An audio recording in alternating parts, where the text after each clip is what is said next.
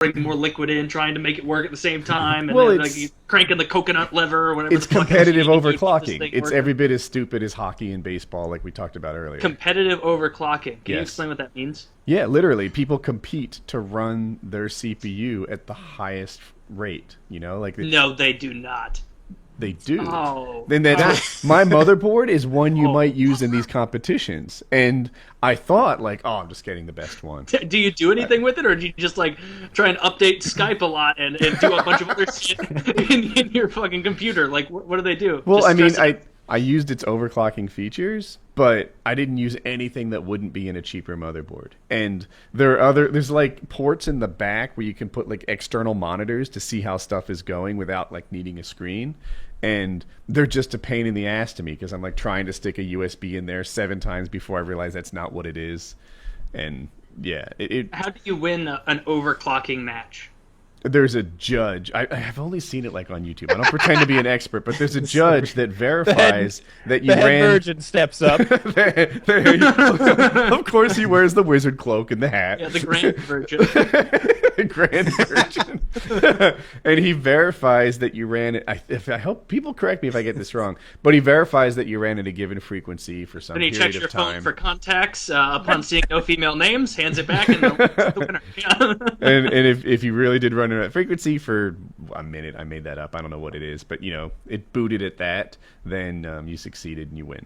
I suppose it's Does it make compared to noise those while it's doing it? competitions. You know, they had those competitions when they run like sound systems, like they have really loud subwoofers, and they have competitions to see who's got the loudest car, or those competitions where they have like the hydraulic, like cars and stuff jumping up and down. Mm-hmm. You know about this as a Mexican. There's all kinds of silly things like that. Can't hop over that wall. Or you know, heck, even the drifting competitions. That's not an efficient way to get around a track. That's cool though. It That's looks a really, like the most efficient way.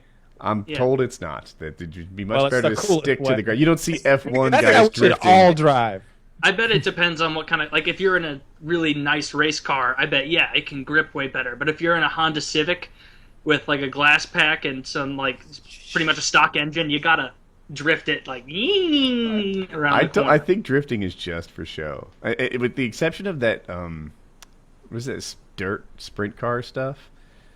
Oh, and that type of motorcycle racing. They I know what you're talking about. I don't want to get away from the PC thing though, because I want to get this thing built. I want the parts. I want to start playing my game of expensive ass fucking Legos, and get going with this. But I guess there's some components that I'm sure are going to be just like, yeah, you definitely want this motherboard or this amount of this kind of RAM. But beyond that, I know I want the 1080 graphics card.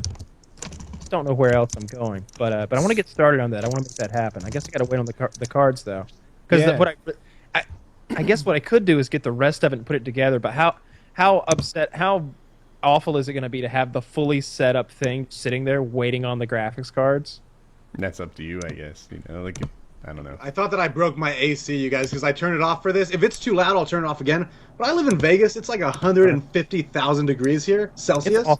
I don't like it there. I really hate it. It's so When I hot go in here like right this, now. the air's so dry, I always get nosebleeds. I don't Really? like- That sounds terrifying. Yeah, when I like blow my nose in the shower, it's all these like bloody boogers. It's disgusting. I never sleep well when I'm out there. And then the time zone change. I really hate Vegas. When I first started woodworking, I didn't like wear any kind of. I didn't have dust collection. I didn't have like a respirator, and I would just breathe in sawdust all the time.